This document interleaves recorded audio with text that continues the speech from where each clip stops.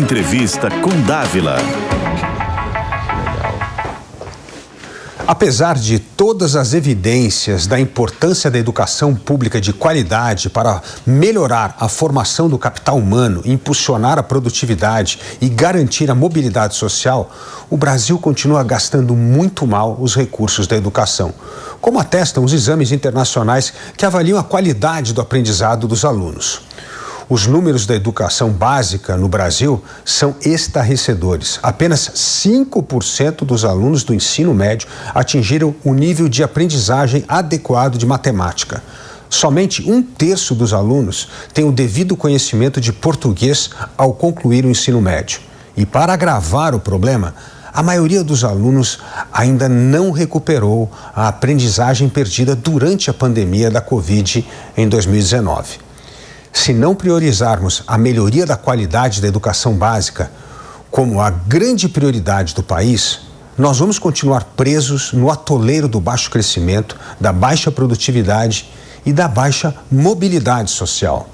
Felizmente, alguns estados estão fazendo o dever de casa. É o caso de São Paulo, Minas Gerais, Paraná e Ceará. E para conversar sobre esse tema, eu recebo hoje Renato Feder, secretário de Educação do Estado de São Paulo. Secretário Renato Feder, muito bem-vindo ao Entrevista com Dávila. Obrigado, Luiz Felipe. É uma alegria estar aqui, falar sobre esse tema tão importante que é a educação. E vocês vão perceber, eu tenho uma visão muito otimista. Eu acredito que a gente já está melhorando, já entregou resultados nesses estados que você falou, encurtando a distância entre a escola particular, que no Brasil é boa, já em níveis internacionais, a escola pública que está aqui embaixo, a gente já vem encurtando essa distância e a gente vai falar como que eu enxergo que se a gente fizer as ações certas, a escola pública vai ser tão boa ou melhor que a escola particular.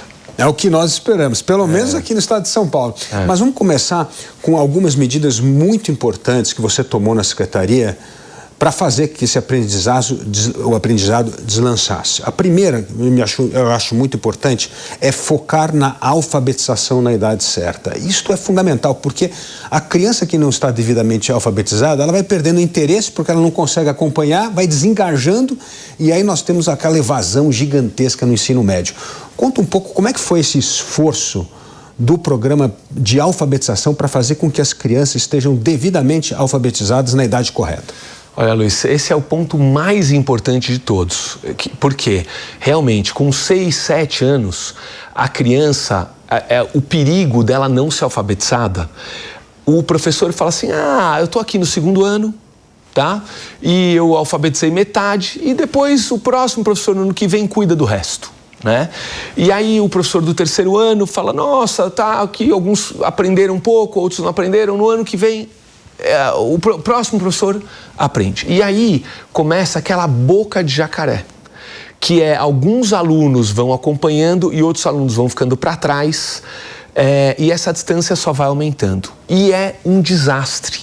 E você pode atuar de forma reativa, que a gente tem que fazer isso, a gente está fazendo isso, eu vou falar, ou de forma preventiva, que é a mais eficaz, que é garantir a alfabetização e a parte matemática, que a gente chama de letramento matemático, de todos na idade certa. Então, a gente está fazendo um mega esforço nas escolas estaduais e municipais. Então, São Paulo nunca havia apoiado de verdade os municípios. Então, essa foi uma grande inovação nossa, criar dentro da Secretaria de Educação Estadual um departamento de apoio aos municípios. Então, o que a gente faz? A gente dá os livros para os municípios, dá formação para os professores municipais, dá tecnologia para as escolas municipais, e esse é o mais importante de todos, a avaliação de cada criança durante o ano.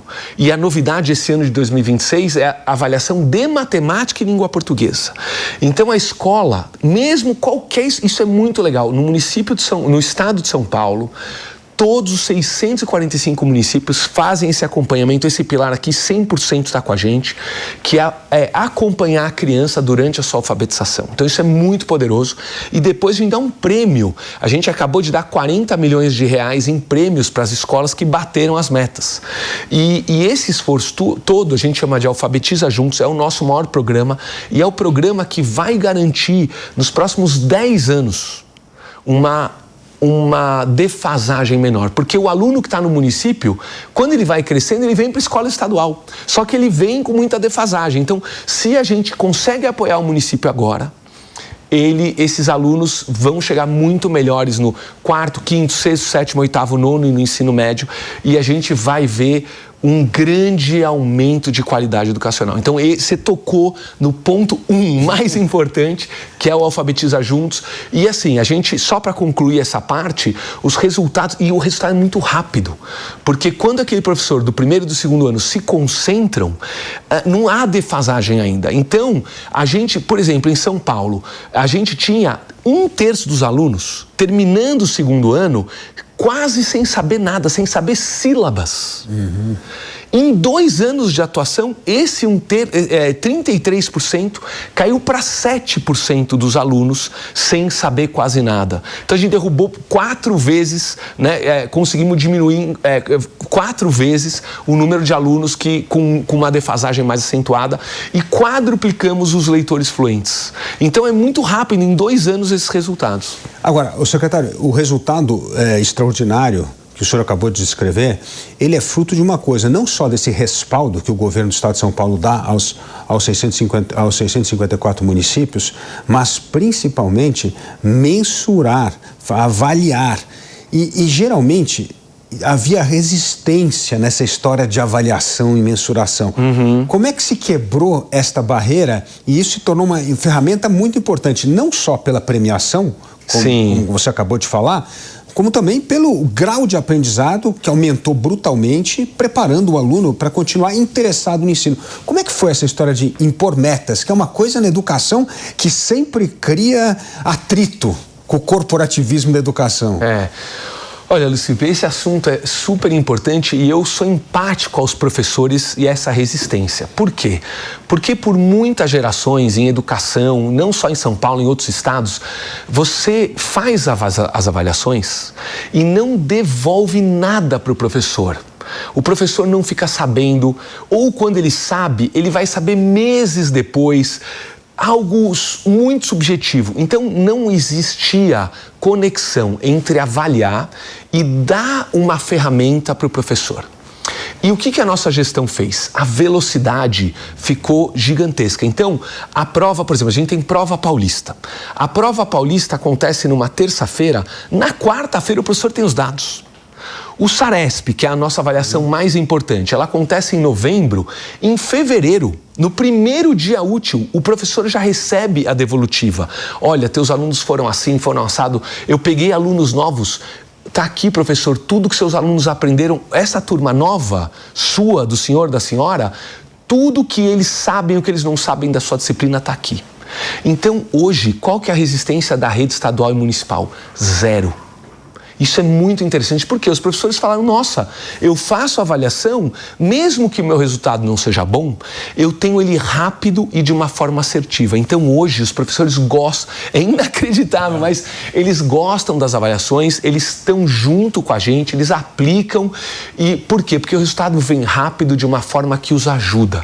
E a gente conseguiu esse resultado. Então, agora, por exemplo, a gente fez a fluência leitora, estamos no início do ano, né? Estamos agora, começando o ano, na verdade, com poucas semanas do ano, a gente faz a avaliação e a avaliação de fluência leitora, o aluninho, né, a criança de 7 anos, faz no celular. Então, ele vê na tela do professor e ele vai lendo. 5 dias depois, 7 dias depois, o professor já recebe essa devolutiva da classe dele. Olha, você está com uma classe, esses estão fluentes, esses estão iniciantes e esses estão pré-leitores. Então é muito rápido. Depois de alguns meses ele faz de novo, ele já vê a evolução. Tudo rápido. Então não há resistência de verdade. O problema é que não havia essa devolutiva. E isso desengajava os professores. Desengajava. E agora pelo contrário, eu acho que se a gente tirasse as ferramentas, tirasse o Saresp que a gente tem hoje, tirasse a fluência, os professores iam ficar super chateados. Interessante. Ô, secretário, outra coisa interessante é que quando os exames, a avaliação indica essa defasagem, o Estado de São Paulo criou um programa muito importante de tutoria, justamente para ajudar essas crianças que ficaram para trás a recuperar e nivelá-las e continuar trilhando o seu caminho. Conta um pouco do programa de tutoria, que me parece uma coisa fundamental para não largar também aqueles mal avaliados e falar, bom, esse aqui agora é outro problema. Não, vamos tentar incluí-los, mantê-los na sala de aula aprendendo. Olha, como você falou, eu vou pegar o gancho com a tua fala inicial, né, que é as grandes defasagens que a gente entrega na terceira série do médio.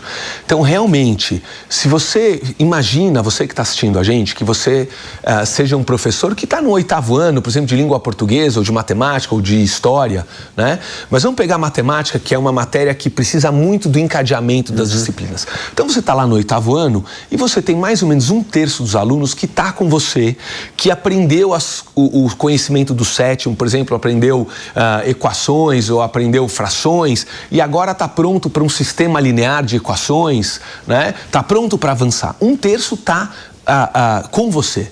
Depois você tem mais 1/3 que está um pouco atrasado. 2 anos de atraso, que é um atraso já sério, né? 2, 3 anos e que você precisa retomar muita coisa. Então já tá mais difícil. Depois você tem lá mais um pedaço da sala, às vezes 1/3, às vezes 20%, que está 5, 6 anos atrasado. Então você está no 8º ano com alunos que não sabem somar, não sabem subtrair, não sabem multiplicar. Nossa. É muito... Então o que você faz com esses alunos? Né? É muito difícil. Ou você dá aula para eles, ou você dá aula para o 8º ano que está lá. Então é um dilema que cada professor tem. Então o que a gente fez? A gente colocou nas escolas professores adicionais, que são esses professores tutores. Então cada escola recebeu 2, 3, 4 professores e eles tiram esses alunos das aulas de matemática e língua portuguesa, porque os de língua portuguesa às vezes também estão com a alfabetização ainda muito em níveis iniciais, não conseguem interpretar um texto. Então o professor tem que ensinar adjunto adverbial, adjunto adnominal, ler textos mais complexos, interpretar, diferenciar opinião de fato. São, assim, assuntos já mais avançados e tem alunos que estão começando a ler, mas todos estão com 15 anos. Né? Então, o que esses professores adicionais fazem? Eles tiram esses alunos da sala e dão aulas quase que particulares para esses alunos separados. E eles ficam com esses alunos 3 vezes por semana e cuidam e dão livros pro nível do aluno. Então a gente tem outros livros, às vezes uma parte da turma está num nível super básico, outro está num básico, outro está no intermediário, então são vários livros, cada aluno recebe o seu nível e eles vão avançando e quando eles voltam para a turma, eles já estão num nível muito melhor. Então esse é um programa dos mais animadores que a gente tem, que é o Tutoria. A gente teve um time de Stanford que acompanhou isso no ano passado e falou, Renato, Secretaria de Educação, outro programa Tutoria é espetacular, ele oferece resultado, esse aluno volta melhor. Então aí agora a gente está investindo 300 milhões de reais, estamos em todas as escolas do estado do F2 e a gente agora está estudando em aumentar para o ensino médio. Então esse é o programa que mais está ganhando corpo, professores adicionais. Então, a gente está muito satisfeito, é um investimento importante, 300 milhões, são quase 4 mil professores, 300 mil alunos atingidos, então os números são muito fortes, mas a gente está muito otimista com esse programa. E vamos ver no próximo Saresp como é que começa a igualar um pouco esse topo da pirâmide da sala de aula com a base, né? É uma coisa interessante. Agora, uma questão fundamental que nós falamos no começo do programa é a matemática. A defasagem de matemática no Brasil é uma coisa extraordinária, como mostra TIMSS, tantos outros exames. O que foi feito na matemática específica? Eu me lembro de um programa que vocês adotaram aqui no estado de São Paulo, que era a gamificação da matemática, o Matific, que eu achei espetacular, vendo as crianças como elas gostam da matemática quando é apresentado de uma forma lúdica quase, né? Então, conta um pouco como é que foi o esforço da Secretaria para melhorar os níveis de aprendizagem de matemática. Olha, Luiz, vamos começar com as boas notícias, tá? Então, primeiro, assim, você que está falando, pô, matemática tem muita defasagem, os alunos aprendem pouco, ainda tá ruim, mas qual que é a boa notícia? A gente acabou de receber os resultados do nosso Saresp, da nossa avaliação, e a gente bateu o recorde histórico de 30 anos de Saresp. Então, a gente acompanha ano a ano por 30 anos, desde 96 até 2026, e no momento a gente está no maior nível das escolas estaduais e municipais. Então, isso é muito positivo, tá? Então, a gente subiu muito. Então, por que a gente subiu? Né? Indo direto à sua pergunta. Por que a gente subiu? Primeiro, coisas óbvias. Aumentamos a grade de matemática. Então, com o tempo, infelizmente, não, vamos colocar essa disciplina, vamos colocar a letiva, vamos colocar não sei o quê, e a matemática foi perdendo espaço. Então a gente falou, não, a matemática é muito importante, né, para formar engenheiros para nossa sociedade, economistas, cientistas para nossa sociedade, médicos, a matemática é fundamental. Então a gente volta com a matemática. No ensino médio, por exemplo, a gente aumentou a carga em 60%. Então essa foi a primeira medida. Segunda medida, a gente colocou educação financeira. Isso foi um espetáculo, essa medida também. Educação financeira, os alunos amam, porque é a matemática aplicada ao cotidiano. Então é dívida, cartão de crédito, orçamento familiar, a interação do filho com os pais para falar sobre as questões da matemática da casa. Então o aluno já gosta mais da matemática porque ela está aplicada ao lado do financeiro, do dinheiro. Então foi super legal. E a parte da tecnologia. Então a gente colocou Matific para primeiro a nono ano e Khan Academy para o ensino médio. E principalmente o Matific, né? A Khan Academy também ajuda bastante, mas a Matific é muito lúdica. E a tecnologia, qual que é o segredo? Vamos supor, nós dois temos que fazer exercício. Você tem dificuldade numa área, eu tenho em outra. Quando a gente está no computador praticando, se você vai mais rápido, a Matific vai com você. Se eu vou mais devagar, a Matific vai comigo. Se você que está assistindo tem uma velocidade de matemática maior ou menor, o computador vai na sua velocidade. Então, a gente dedica uma aula por semana só, das 7 que o aluno tem. Então, não é tanta, não é que a Matific vai resolver todos os problemas, que a Academy vai resolver todos os problemas. Não. Ele ocupa uma de 7 aulas que o aluno tem. São 5 de matemática, mais 2 de educação financeira. Então, essa aula aqui, você vai praticar, né? Você pode praticar mais em casa, muitos alunos praticam mais em casa, mas vem ajudar. Então, e depois a gente tem prova paulista, ajuda bastante. Bônus individual para o professor de matemática. Então, ele sabe que se ele ensinar matemática, ele vai ganhar 2 salários de bônus. Ele tem muito mais lição de casa. Então, é toda essa organização que a gente fez nas escolas que deu esse resultado. Mas o mais importante, você falou rapidinho, mas é o mais importante, aumentou a grade, fundamental. Aumentar a grade, fundamental. Focar mais tempo estudando matemática e português e deixando as eletivas para um segundo momento, depois que você tem essa base bem formada de matemática e português. Eu acho que essa foi um golaço aí da secretaria. Agora, o secretário, outra coisa importante para esses resultados na educação continuarem, principalmente dar continuidade à gestão pública, que é isso que vai fazer com que a educação melhore de fato a qualidade, é evitar ingerência política. Nós sempre tivemos na educação um forte espírito corporativista que jogou contra no sentido que estava mais interessado nos interesses da própria corporação do que o nível de aprendizagem, a melhoria da aprendizagem na ponta. Exato. Como é que foi esta liberdade política que você recebeu, esse respaldo político do governador e, ao mesmo tempo, convencer as pessoas da educação que focar na aprendizagem do aluno é algo que dá muito mais satisfação ao bom professor do que ficar se dedicando a questões quase que sindicais da educação?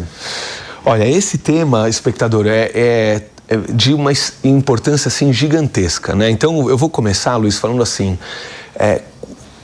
a educação brasileira, tá? Ela tem a particular e a pública. 15% dos alunos estão na particular, 85% na pública. A distância é abissal. Tá?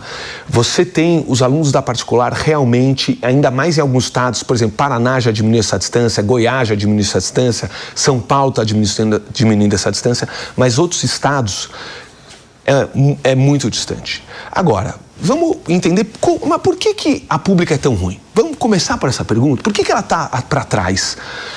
Se o professor ganha menos? Não. O professor ganha igual. Interessante, o professor ganha igual. Na verdade, o professor da pública ganha mais. Tem estados que pagam 8, 10 mil reais de salário. Pô, legal, 11 mil reais é o estado que mais paga, o Pará, né? E o professor da particular ganha 4 mil. Tá. E o investimento global em merenda, infraestrutura, ar-condicionado, quanto que o pai investe na particular? R$1.000 por mês. E na pública, quanto que o Estado investe por aluno? R$1.000 por mês. Essa é a média.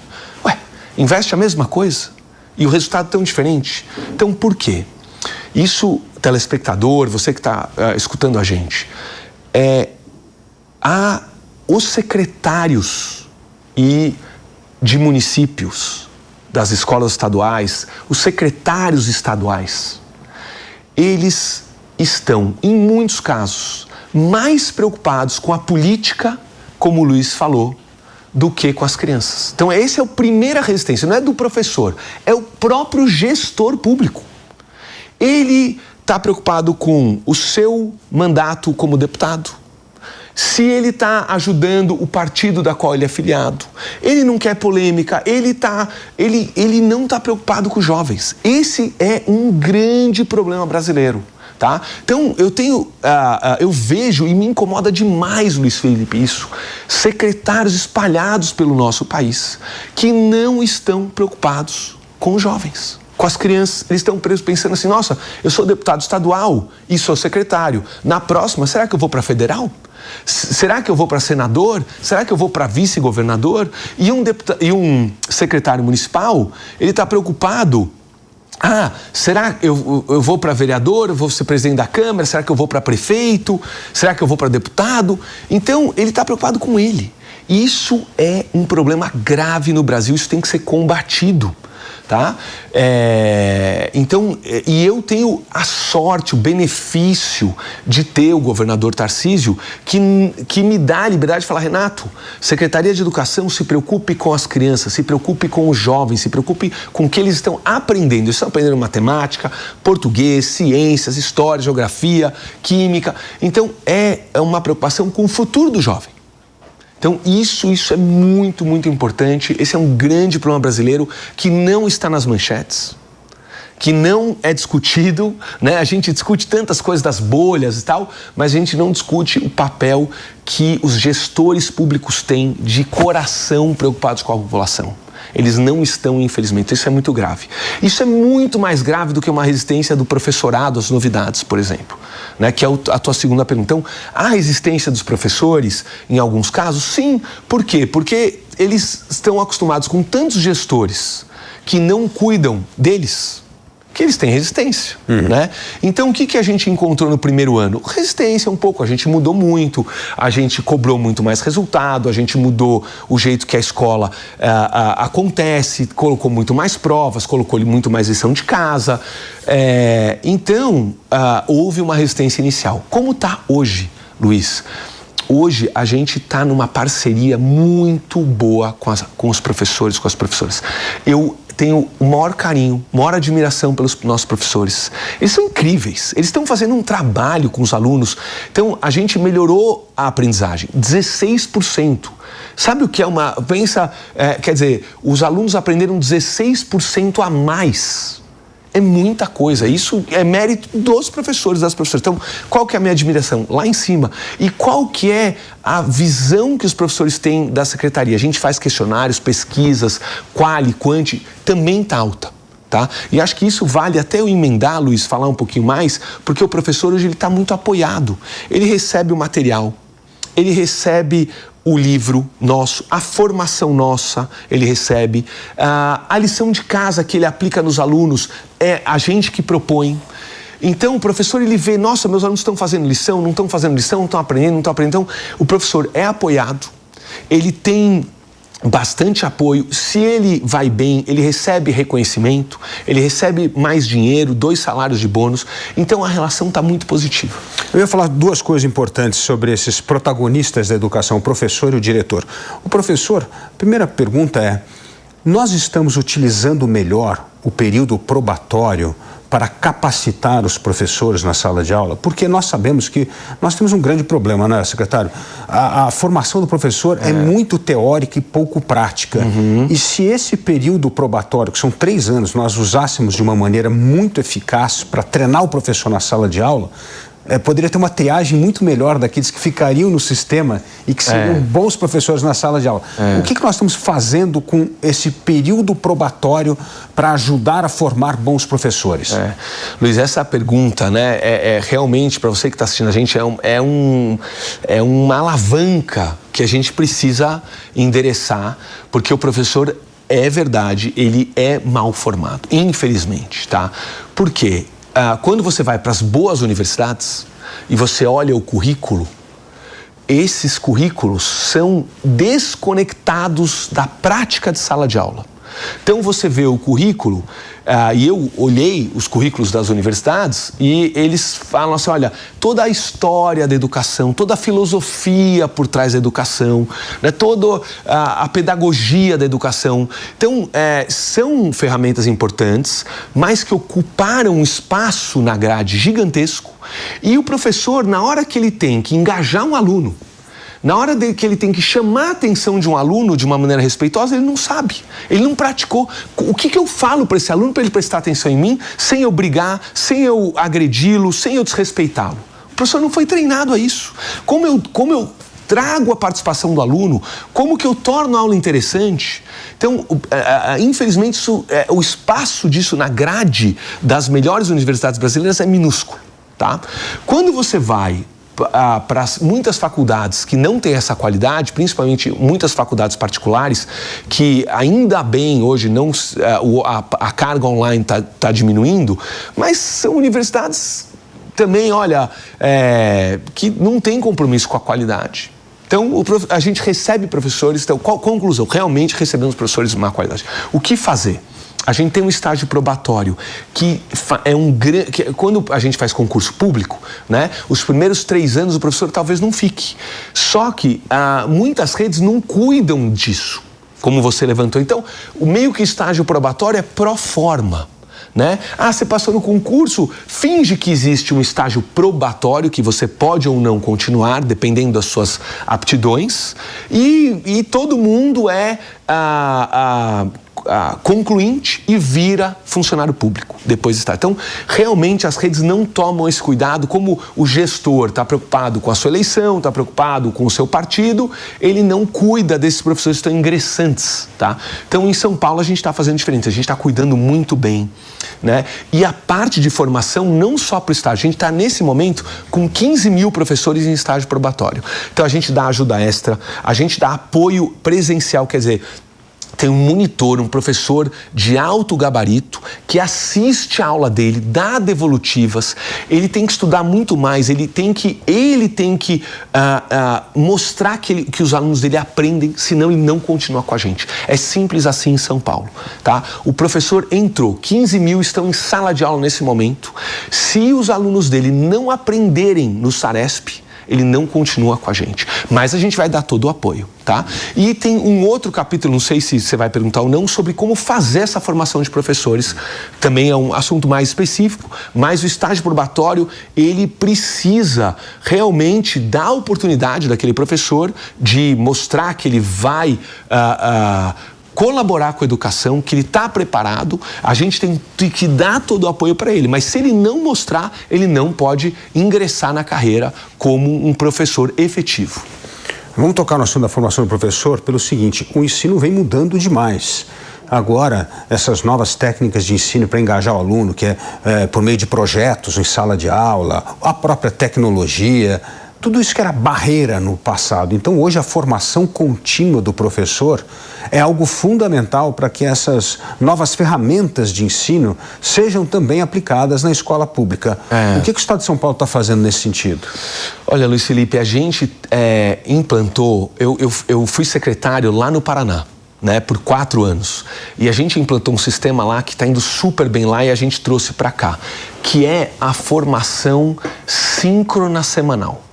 Então, quando você que está assistindo a gente, provavelmente, né, se você trabalha numa empresa, no mundo corporativo, o que é uma formação? Você vai lá para um off-site, você vai lá para um curso, 2, 3 dias, 1, 2 dias, assiste aquelas palestras, né, e acaba a formação e você toca a tua vida, tá?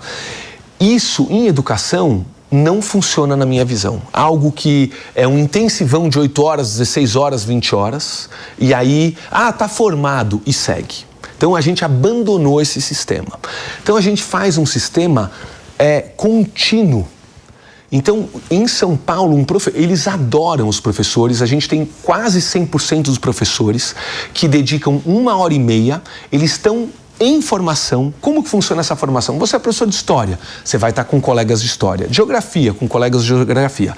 1h30 só discutindo como foi essa aula e como vai ser a aula da semana que vem.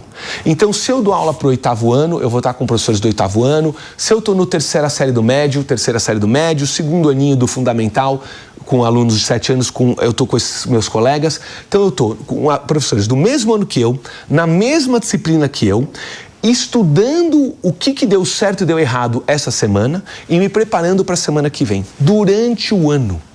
Então, é algo que os professores, eles relatam para a gente, Renato, está me ajudando muito.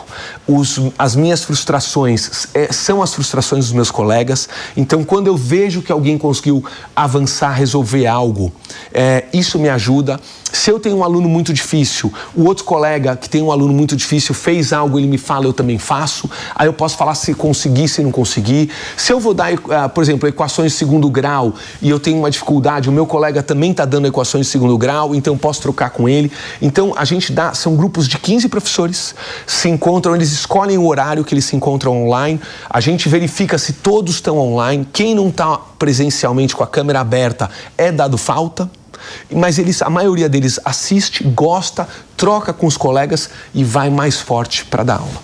Que legal, isso é muito importante, porque a formação de professores, inclusive, atrai mais jovens talentosos a ingressar na carreira de professor. O segundo ator importante nisso é o diretor da escola. E escolher bons diretores, formar diretor, às vezes cometia-se o grande erro que pegava um bom professor e transformava ele num diretor. E aí você perde o bom professor e tem um diretor medíocre. É um problema. Então, como é que está a formação dos diretores no estado de São Paulo? Olha, eu vou emendar a tua pergunta, Luiz, e falar o seguinte. Como está a gestão do diretor e depois a formação? Vamos falar dos dois, tá bom? O diretor... Assim, é muito interessante e se estuda muito educação, né? Por que tal escola é boa e tal escola é ruim? Existem alguns fatores que influenciam, por exemplo, o tamanho da escola. Escola maior tende a ser pior, é mais difícil você gerir uma escola grande. Nível de doutorado e mestrado, qual o percentual de professores tem mestrado e doutorado, por exemplo, né? Qual é o nível socioeconômico das famílias? Alunos por turma, tá? Nada se compara à qualidade do diretor. Escola ruim, eu garanto para você que está assistindo a gente, diretor ruim. Escola boa, eu garanto para você, diretor bom ou diretora boa, tá? A maior correlação é a qualidade de liderança, capacidade de liderança do diretor é o número 1. Então, a gente hoje cuida das escolas, cuida muito dos diretores. Eventualmente, se um diretor não consegue melhorar uma escola, a gente faz a substituição daquele diretor no estado de São Paulo, tá? Então a gente acompanha a escola. Diretor, o que o senhor precisa? O que a senhora precisa? Tal apoio, preciso de mais professores, preciso de mais ajuda da regional de ensino, preciso de mais avaliações, preciso de mais recursos, tudo a gente entrega. Não está melhorando, diretor, infelizmente, a gente vai colocar você para treinamento, vai colocar numa outra função e vamos selecionar por entrevista, prova, referência, perfil, um outro diretor para aquela escola. Então, em São Paulo, a gente faz a gestão do diretor, né? E os diretores, no começo, se incomodaram, hoje entendem. Então, a gente tem, quando a escola melhora, ela vira uma escola ouro, vira uma escola diamante. O diretor tem maior orgulho. Agora, em maio, a gente vai ter o encontro de diretores. Então, a gente vai dar a todos que conseguiram conquistar o escola ouro, escola diamante, eles adoram. Então, a gente faz essa gestão, isso é muito importante. Formação de diretor tem que ser 100% prática. A gente tem uma escola de gestão que a gente fez uma parceria com a Fundação Getúlio Vargas. Está funcionando super bem. Praticamente todos os nossos diretores fizeram a escola de gestão 1.0, que foi ano passado. Esse ano é a escola de gestão 2.0. São cases práticos que eles fazem, também encontros semanais, também com outros diretores. E aí, Luiz, a gente toma muito cuidado. Por exemplo, diretor de escola grande só vai entrar no grupo com o diretor de escola grande. Diretor de tempo integral, só com tempo integral. Diretor de anos iniciais, só com diretor de anos iniciais. Então, também é a mesma técnica. Curso contínuo. Nada de vem para cá, sai lá do interior, vem para a capital, faz 16, 20 horas de formação, volta, tá formado. Não, isso não existe. É semanal, a gente vai te colocar num grupo com 15 diretores parecidos com você. Vocês vão estudar um caso de uma escola que resolveu um problema de bullying, de aprendizagem, de comportamento, de sala de aula, de liderança. Então eles vão estudando esses casos e vão implantando isso na escola. Resultados, diretores... Eles estão falando assim, de verdade, Luiz, eu fico emocionado. Eles falam, Renato, é o melhor curso que eu já fiz. É o primeiro curso que eu consigo aplicar na minha escola. Isso é muito importante, tá?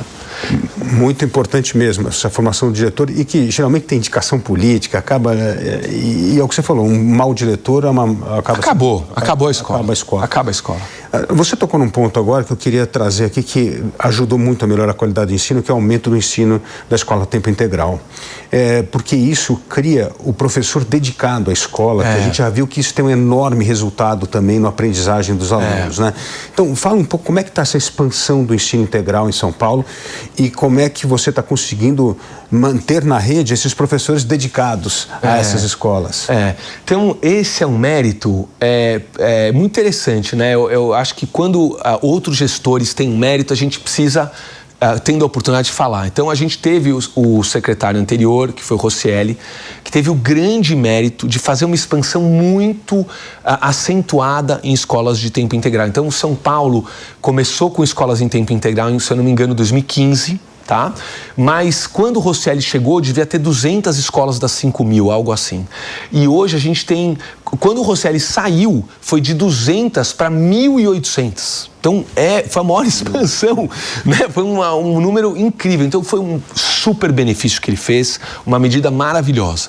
A gente continua essa ampliação, a gente está chegando, a gente foi de 1.800 para 2.000, 2.000 para 2.150, agora a gente está com 2.300 escolas em tempo integral. Tá? Quase metade, é 2.500.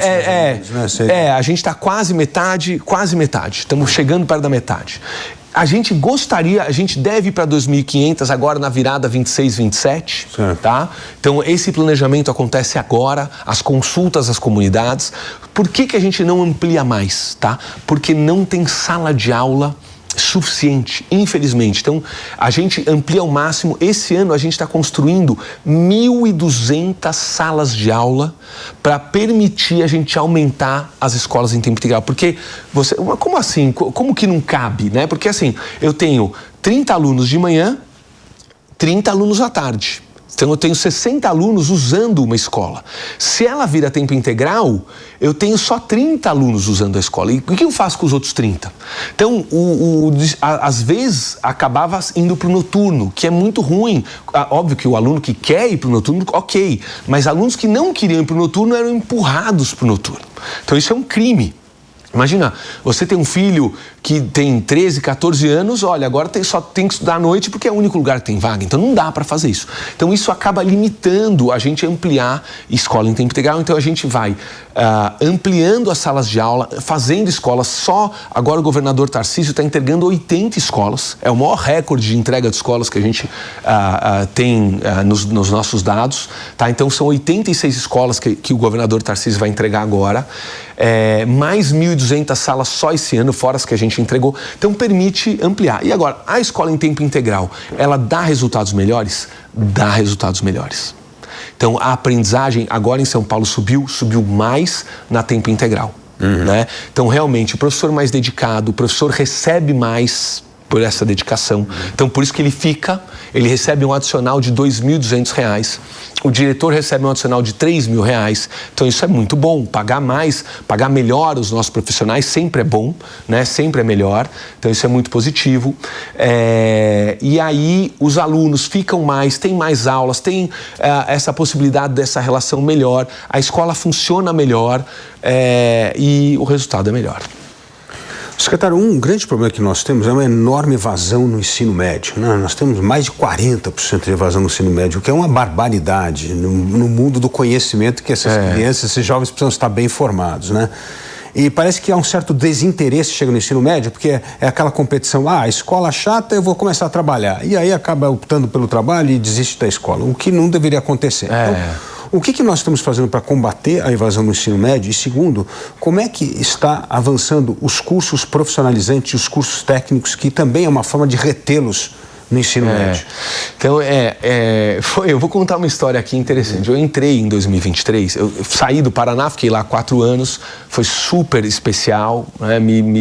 Assim, uma experiência incrível. A gente foi de 7º do Brasil para 1º do Brasil lá. Agora tem o trabalho de passar, né? Eu vou ter que passar o Paraná, é o meu sonho, né? Mas quando eu comecei aqui em 23, eu fui visitar as escolas, conversar com os estudantes. E os estudantes, eu falei, estudantes, por que vocês faltam tanto?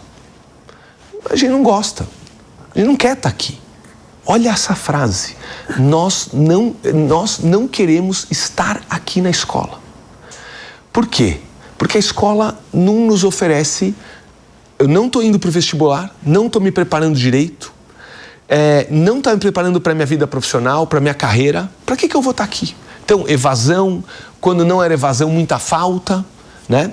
Então, a gente realmente mudou a escola para ela estar mais atrativa para os jovens. O que a gente fez? Primeiro, os itinerários. A gente colocou mesmo com os itinerários, há um foco maior no vestibular. 70% mais matemática, 60% mais português, mais química, mais história, mais geografia, mais física, biologia, filosofia, sociologia. Por quê? Porque o Enem pede. E o jovem quer o Enem. Então, isso de um lado. Do outro lado, educação profissional. A gente foi de 3% para 40%. Ano que vem, esse ano a gente prepara para entregar para o ano que vem, 50% dos jovens. A gente vai passar a Europa. Então eu estou super satisfeito com a educação profissional, os jovens adoram educação profissional. Mas, Renato, o que é educação profissional? O jovem estuda, por exemplo, técnico em ciência de dados ou computação. Ele vai aprender, ele tem as aulas de matemática, geografia, história, física, mas ele também tem JavaScript, banco de dados, Excel, C#, HTML. Então o jovem fala, o quê? Eu vou ser um programador? Eu quero. Aí ele vai para técnico e administração, aula de marketing, aula de finanças, aula de RH e o emprego na mão dele. Né? Saúde, enfermagem, ele vai ter medicamentos, atendimento, primeiros socorros, corpo humano, tudo para ele vai ter um diploma técnico em enfermagem. Ele vai sair, vai ter um emprego, vai ter uma carreira, então ele adora isso. Então hoje 40% dos jovens do estado de São Paulo estão já na educação profissional, então isso atraiu muito. Então mudamos, o jovem que quer vestibular está mais focado no vestibular, o jovem que quer a carreira, né? Ele já tem esse segundo diploma, então a gente realmente transformou o ensino médio, Luiz, e a evasão diminuiu muito. Por exemplo, a gente tem agora, saiu os dados do censo, a gente perdeu entre formados e os que entram e todos os que perderam, a gente perdeu 1,5% dos alunos só, num ano. 1,5% dos alunos só a gente perdeu. Então, é um dado de muita satisfação. A gente está capturando, o nosso ensino médio está com tanta qualidade, e a gente tem um provão paulista também que eu vou falar, que a gente está ganhando jovens da escola particular, indo para a escola pública por qualidade e na escola pública, o que eu tenho? Eu tenho provão paulista, eu faço as provas do ensino médio e eu tenho uma vaga na universidade pública. Eu tenho aula de oratória, aula de empreendedorismo nos itinerários. Eu tenho uma preparação boa para o vestibular. Eu tenho ensino técnico. Eu quero ir para a escola pública. Esse é o movimento que está acontecendo. A gente está recebendo dezenas de milhares de jovens na escola particular, por qualidade. Então, a gente está muito satisfeito. Agora, como atender esses programas profissionalizantes? Isso é parceria público-privada? Sim, vamos entrar nisso. Quando a gente teria os dois modelos, tá? Depende do como estava o ambiente em São Paulo. E eu tive esse problema no Paraná. Minas, a gente estava conversando antes, tem já um histórico de ter bons parceiros da iniciativa privada para fornecer. São Paulo é muito limitada essa oferta. Então a gente tem o Sistema S, que a gente faz uma parceria incrível com o Senai, com o Senac, só que eles são limitados. Eu tenho com o Senai, por exemplo, que é a maior parceria, 12 mil alunos, sendo que eu tenho 1 milhão no ensino médio. Então 12 mil em 1 milhão é muito pouco. Então a gente, Senai, podemos fazer parceria? Podemos, vamos. Qual o máximo que vocês podem absorver? 12 mil. Ok, vamos entregar 12 mil, vamos fazer essa parceria. E com outras entidades, Paula Souza também tem uma parceria. Só que isso, a iniciativa privada, as empresas de São Paulo, a gente tinha muito poucas, né? E o jeito de licitar também não facilitava, acabava ganhando o menor preço, e aí com um preço muito lá embaixo, a iniciativa privada não tinha fôlego para entregar qualidade. Então, o que em São Paulo eu optei? Tá? Por nós executarmos os cursos. Então, a gente prepara o material, a gente prepara as provas, tem Saresp de educação profissional, tem bônus, a gente contrata o professor, então a gente faz a gestão. Então, a nossa estratégia foi a seguinte: os técnicos são tão importantes e chegaram para ficar pelos próximos 10, 20 anos que a gente vai se especializar nisso. Então, a gente criou o Departamento de Educação Profissional, hoje tem quase 100 profissionais lá dentro para preparar os cursos, preparar os materiais, os livros, as lições de casa, a formação de professor, as provas. Então, a gente acabou indo por esse caminho do Estado fazer, né? Se você tivesse que fazer um balanço da sua gestão na secretaria, quais foram os seus maiores tropeços e erros e quais foram os maiores acertos? Tá. Vamos começar pelos tropeços, né? Hoje, a secretaria, ela é uma mistura de escola com sistema de ensino. Então isso aqui é muito importante, porque muita escola particular faz o quê? Pega um sistema de ensino, né? Tem vários ótimos sistemas de ensino no Brasil. A escola fala, eu não tenho, qual o livro que eu vou usar? Então eu compro um sistema de ensino. Para você ter uma ideia, de cada 100 escolas particulares, 60%, 70% devem estar em algum sistema de ensino, tá? Então, na escola pública, hoje a gente o nosso sistema de ensino e a nossa escola. Então isso foi muito positivo, tá? Então os professores usam os nossos livros, usam os nossos cadernos, o nosso material digital, as nossas provas, a nossa lição de casa, a nossa formação, então a nossa tecnologia. Então é tudo um sistema de ensino. Eu cometi um grande erro que foi ter apressado essa mudança em 2023 e sofri muito em 2023 por causa disso. Eu acabei acelerando essa mudança e foi um erro. Né? Então, se eu pudesse, eu teria feito diferente. Eu teria feito essa mudança talvez um ano depois, somente em 2024, com mais calma. Tá? Então, esse foi um ponto. O tutoria, que é esse programa que a gente falou antes, de recomposição, eu deveria ter feito ele antes também. Então, a gente acelerou ele no 3º e no 4º ano da gestão. Eu já deveria, no 1º ano da gestão, ter feito. Então, esses foram os erros. Tá? E os acertos, secretário? Então, do lado dos acertos, o apoio ao professor é um grande acerto. Então, vamos imaginar que você é um professor, que você seja um professor nosso, da rede pública, tá? Hoje, antes, você não recebia nada, nenhum apoio.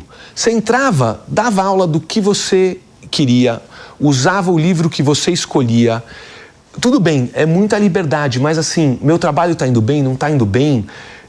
Se eu precisar de ajuda, alguém vai me ajudar? Nada. Então você era uma ilha, cada escola era uma ilha, não tinha apoio, tá? Hoje o professor tem o livro, tem o material digital, tem a formação, tem a lição de casa. Eu sou professor, eu terminei de dar História da Revolução Francesa. Terminei a Revolução. Eu aperto um botão no meu aplicativo, Sala do Futuro. Terminei a Revolução Francesa para o 9º ano B. Todos os alunos recebem a lição de casa. À medida que os alunos vão fazendo, eu sei quem fez, quem não fez, quem acertou, quem errou.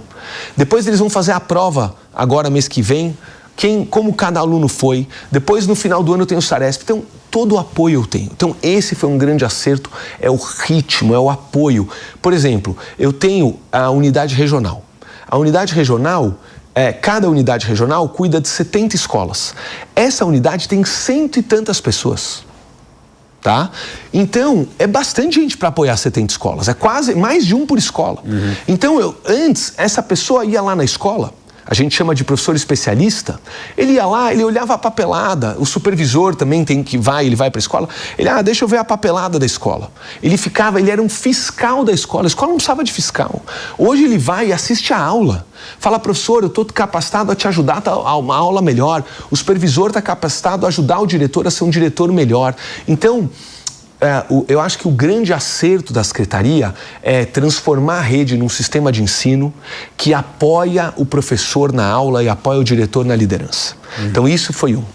Né? E depois, o outro grande acerto foi transformar a escola num lugar onde o aluno vê valor na escola. Então, o aluno, ele não via valor. Ele não queria estar lá. Hoje ele tem aula de educação financeira, ele vê valor. Hoje ele tem o Provão Paulista, ele vê valor. Hoje ele tem o intercâmbio. Eu tenho 1000 alunos por ano indo para a Austrália, para Nova Zelândia, para o Canadá. Ele tem essa possibilidade, ele vê valor. Ele tem aula de oratória, ele vê valor. Empreendedorismo, vê valor. Ele tem educação profissional, vê valor. Bolsa, estágio, ensino médio. A gente tem 10 mil alunos trabalhando, o Estado paga para ele, o salário dele, ele trabalha no privado e é o Estado que paga, ele vê valor. Então, ele pode ser um aluno monitor. A gente tem 1 milhão de alunos no médio.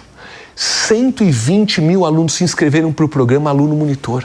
Quer dizer, eu quero receber um dinheiro do Estado para ajudar meus colegas. Eu sou um bom aluno. A gente não contrata todos, a gente está contratando esse ano 14 mil. É um número importante. Sim. Então, são os excelentes alunos que foram bem no Saresp e que estão ajudando os colegas. Então, ele vê valor na escola. Então, esses foram os 2 grandes acertos. E como garantir a institucionalização de tudo que você está fazendo? Porque governos mudam. E amanhã não desfazer o que foi feito e dar continuidade. Olha, algumas políticas a gente precisa de lei. Né? Então a gente tem uma excelente política, por exemplo, as Olimpíadas, a gente acabou não falando delas, mas são assim incríveis. Lembra do interesse do aluno? A gente entrega 120 mil medalhas de matemática, 120 mil medalhas de português todos os anos. Os alunos, nossa, eles ficam assim super felizes. Eu tô ganhando uma medalha olímpica. Né? E não é assim, e só 5% dos alunos ganham. Então, eles dão valor, mas muitos alunos ganham. Então, eu quase ganhei a medalha, eu ganhei a medalha de ouro, eu ganhei a medalha de prata. Então, é algo assim mágico para o aluno. Então, o que a gente está fazendo? Mandando uma lei para a Assembleia que obriga as gestões futuras a premiar com medalha e manter as Olimpíadas. Então, isso sim. Outras políticas, embora não é tão necessário. A lei, ela vem muito para ficar, né? É difícil um gestor desmantelar. A escola em tempo integral não tem como desmantelar. A educação profissional não tem como desmantelar. O Provão Paulista também. Então, é um mix entre leis. Então, a gente está se preocupando em fazer leis para perenizar essas políticas, e outras, quando elas estão muito consolidadas, né? É difícil também você tirar. Secretário, parabéns aí pelo seu trabalho em frente à Secretaria do Estado de São Paulo. É realmente muito importante ver esta evolução numa área fundamental para ajudar a formação desses jovens, esse ganho de produtividade que o Brasil precisa e da formação do nosso capital humano, que, afinal de contas, é a coisa mais valiosa do país. Muito obrigado. Luiz, obrigado. Eu adorei estar aqui. Espero que você tenha gostado. A gente fez essa jornada pela educação pública. Só para fechar, eu queria falar o seguinte. Primeiro, a gente tem professores de muita qualidade. Então, se você assistiu esse programa e encontrar um professor de escola pública, agradeça, admire, honre ele, porque ele está fazendo um trabalho muito bom nesses últimos anos, tá? A educação vem evoluindo muito, então ele merece o nosso reconhecimento. Tá bom? Então isso é muito importante. E 2, eu sou muito otimista, tá? A gente tem, no Brasil, hoje, quando eu olho o nível, eu acompanho a educação há 15 anos, educação pública, né? Essas últimas gestões já vêm secretários estaduais e municipais melhores. Então, eu digo assim, o Brasil, ele melhorou no PISA, que você citou o PISA no começo da conversa. A gente foi em língua portuguesa, em linguagem, a gente foi, se eu não me engano, de 67 do mundo para 56 do mundo. A gente avançou 11 posições no último PISA, é bastante, tá? Sendo que aumentou o número de países que fazem a prova. Então, e nas outras disciplinas, matemática e ciência, a gente também melhorou um pouco. O Brasil deveria ser número 60 entre as nações? Não, a gente quer buscar uma posição muito melhor, mas se você me perguntar, o Brasil vai melhorar nos próximos anos no PISA? Eu acredito que sim. Porque a gente tem vários estados olhando a educação. E São Paulo vai sair o resultado agora no segundo semestre. Eu acho que vai avançar muito no PISA. Muito obrigado, secretário. Imagina, um grande abraço a vocês. E nós ficamos por aqui. Para você que gosta do jeito Jovem Pan, não deixe de fazer a sua assinatura no site jp.com.br. Lá você acompanha conteúdo exclusivo, análise, comentários e tem acesso ilimitado ao Panflix, o aplicativo da Jovem Pan. Obrigado pela sua companhia e até o próximo Entrevista com Dávila. Entrevista com Dávila. A opinião dos nossos comentaristas não reflete necessariamente a opinião do Grupo Jovem Pan de Comunicação. Realização Jovem Pan.